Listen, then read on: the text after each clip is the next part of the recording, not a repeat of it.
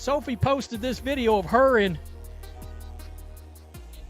red having a moment on the court.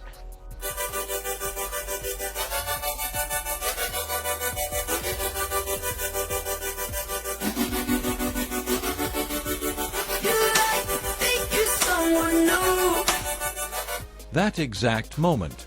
In Fever, Sophie Cunningham shares a throwback. Red. In response, Caitlin Clark uses 3 words. The moment has come to run it back. It's fairly easy. However, Sophie responded, only if you cuddle and make me dinner twice a week. We must first discuss why this seemingly light-hearted interaction has turned into a crucial financial decision for Indiana's front office before delving into what this actually means for the Fever's roster composition. Because there is a situation going on behind the scenes that has nothing to do with what occurs on the court and could cost the Fever one of their most prized assets. Been a while since we just talked straight Fever action, but free agency is leaving a lot of questions. Kelsey Mitchell, Sophie Cunningham, Chloe Bibby probably won't be on this team, although I wish we could figure out how to get Red back on the team. Yeah, I would appreciate that. As always, make sure you hit subscribe. Make sure you check to see if you're still subscribed. YouTube is still. Free agency has been frozen. The CBA talks are in their second month and still haven't been resolved. We are aware that there will be 50 to 54 games this season, compared to 44 last year. However, this is the topic that no one is discussing. The expansion draft rules are quite obvious. Indiana must defend its key players from Toronto and Portland. Additionally, most expansion drafts use 5 or 6 players as the normal protection number. That's all. Smith, Hall, Boston, and Clark are locks. The Fever are looking at 1 or 2 protection slots for everyone else because there are 4 spots. Kelsey Mitchell and Sophie Cunningham are both unrestricted free agents who have openly expressed their want to return, which is where things become sticky. Many Indiana Fever fans want nothing more than for their team to bring Sophie Cunningham back in free agency this winter, whenever the WNBA league office and its players agree to a new CBA. Of course, Cunningham isn't the only member of the Indiana 2025 team that fans are clamoring to bring back, as Kelsey Mitchell is just as beloved among the fan base. First, let's deal with the big issue. That Instagram exchanges comment area quickly turned into what you could anticipate from some WNBA social media sites. In fact, someone wrote, "Has Caitlin?" In response to a joke among teammates, Clark asked if she had ever cheated on her boyfriend Connor. The reality of covering this league is as follows. A portion of the fan base will attempt to fabricate a story that has nothing to do with basketball if 2 players engage in typical, light-hearted conversation. Caitlin Clark is in a serious partnership. Sophie Cunningham identifies as straight. On social media, their friends and former teammates are making jokes. That's all. Let's move on. Trying to scrap. And for some of us, we appreciate that. Where was the rest of y'all? And yeah, y'all all going to keep getting called out until you show that fire. The good news is Indiana doesn't necessarily have to choose when it comes to getting Cunningham or Mitchell. Both players have expressed interest in returning. The Fever front office will have enough money and flexibility to re-sign them, both if they so desire. Well, here's the problem. From the perspective of roster construction, this is what's important. According to Google's year-end data, Sophie Cunningham was the second most searched female athlete in America in 2024. Not second in the WNBA, but second among all female athletes nationwide. On the Volume Network, she has a podcast. She frequently appears on important media outlets. Beyond basketball, she has developed a sincere fan base. This is the crucial portion. She spent just 1 season on the Fever. Consider that. She became the second most sought-after female athlete in America after just 1 year in Indiana. That goes beyond her character. That's what playing with Caitlin Clark offers. But they have to protect her. If they leave her out there to be drafted, just from a pure marketing and business standpoint, if you're a new franchise, you draft her first thing. because she's one of the few players in this league that's got a fan base. That's all there is to it. Has her own high profile podcast on the Volume. And she's in on. However, neither marketing report or Google search data includes this additional factor. Watch the video of Caitlin Clark getting hit during the previous season. The league's top star was the only Fever player who often stood up physically when she was knocked down and opponents were making cheap jabs at her. The only teammate who would genuinely confront someone and stand up for Clark on the court was Sophie Cunningham. Do it on the spot rather than just discussing it in post-game interviews. That is significant in ways that are not visible on a stat sheet. Locker room culture, team cohesion, and the readiness to support your best players in times of physical conflict. Although Cunningham's stats were superior to those of the Fever, they lacked another player with that particular quality. And here is this. Has Caitlin Clark ever cheated on her boyfriend Connor? Guys, I'm not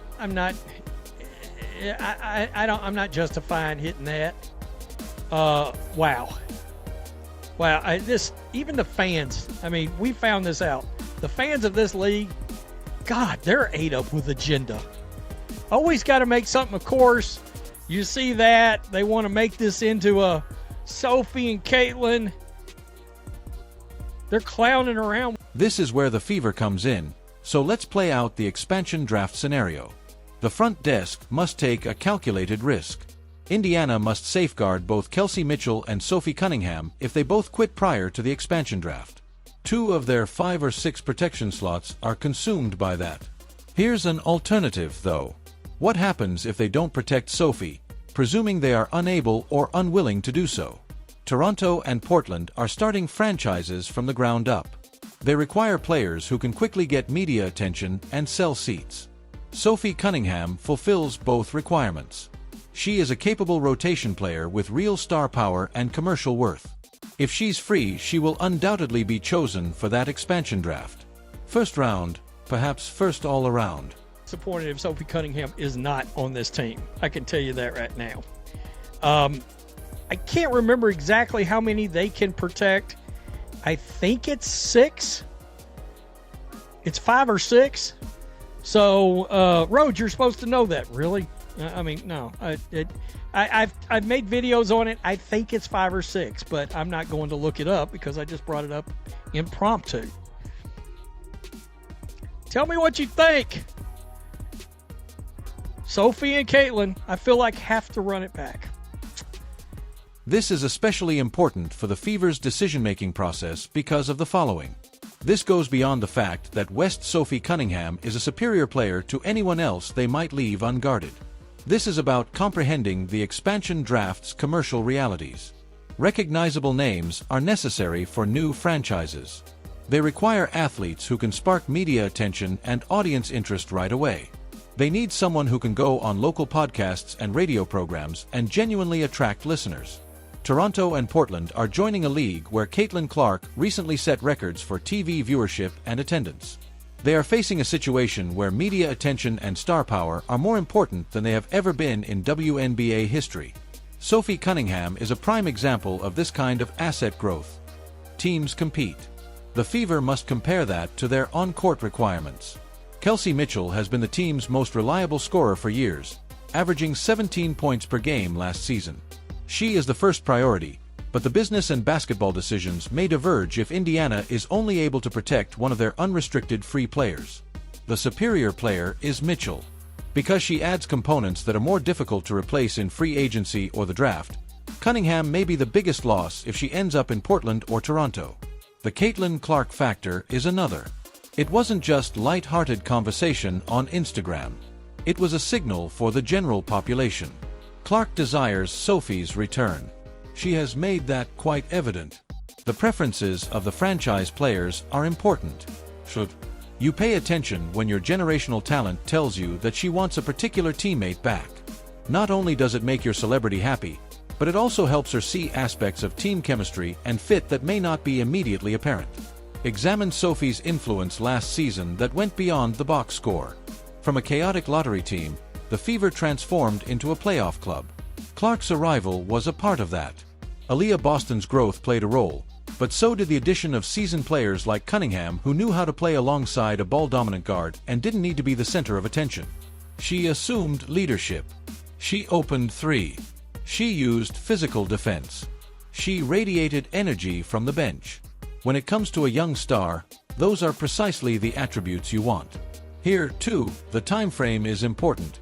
The CBA must be finalized before free agency can begin. The salary limit system and revenue sharing are the main points of contention in the CBA discussions. Nobody is certain when that will be settled. Maybe next week, maybe next month. However, if it does occur, there will be a shortened free agency period, which will be followed right after by the creation of an expansion draft.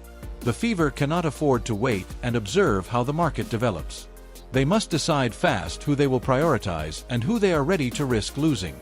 This is an additional perspective that is not sufficiently explored. What occurs if Sophie travels to Portland or Toronto and rises to prominence on her own? At the age of 28, she is in her prime and has a track record of attracting media attention and fan interaction. She could definitely make a name for herself if given a prominent position on an expansion squad that is creating an identity from the ground up. Perhaps not as an all-first-team WNBA player, but rather as a fan favorite who boosts ticket sales and sells jerseys. That is worthwhile. And it would be a lost chance that may haunt the Fever for years if they let her walk for nothing or, worse, lost her in the expansion draft because they failed to safeguard her. The counterargument is simple. The Fever are unable to base their roster on social media participation and reaction. Winning basketball games must be their top priority. Kelsey Mitchell scores more goals. Last season, Lexi Hall made significant progress. KDL. Sampson is a skilled shooter. Veteran leadership is provided by Erica Wheeler. Perhaps it's not the best course of action to leave one of those players vulnerable in order to safeguard Sophie. Decisions on basketball should be made based on basketball value rather than podcast downloads and Instagram likes. However, there is a problem with contemporary professional sports. It's harder than ever to distinguish between entertainment value and basketball value. The WNBA has secured a $200 million annual television contract, up from $50 million. Playoff drama or competitive balance were not the driving forces behind that growth. Caitlin Clark's record-breaking ratings and unparalleled, widespread attention. At last, the league is being compensated for its entertainment value rather than just the caliber of its basketball. A player like Sophie Cunningham, who contributes real media attention and fan interaction, is more valuable in that setting than conventional measures indicate. What does this mean for the Fever? Every front desk employee despises the choice they must make, selecting a decent option when there isn't a definite right solution. Mitchell and Cunningham should both resign. Safeguard both of them and run the risk of losing another important member of the expansion.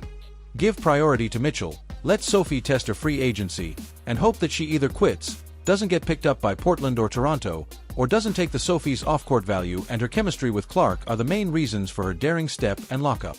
Even if doing so requires making a tough choice somewhere else on the roster. This is what we are certain of.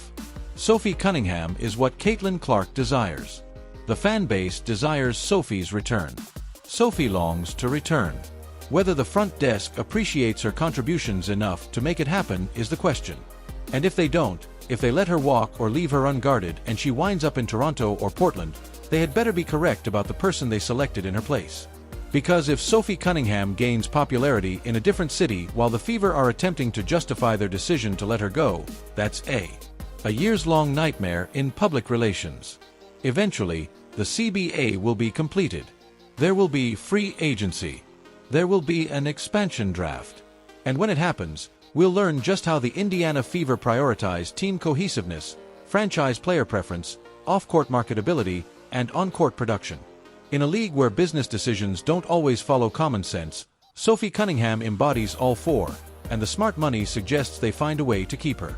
Until the contract is signed, nothing is assured. What should the Fever do, in your opinion? Will you risk losing someone else in order to protect Sophie? Let's give free agency a try and hope for the best. Or is this entire overblown because she's merely a supporting cast member who gained prominence by sharing the stage with Caitlin Clark? Please share your thoughts in the comments section, since this choice will either define Indiana's off-season or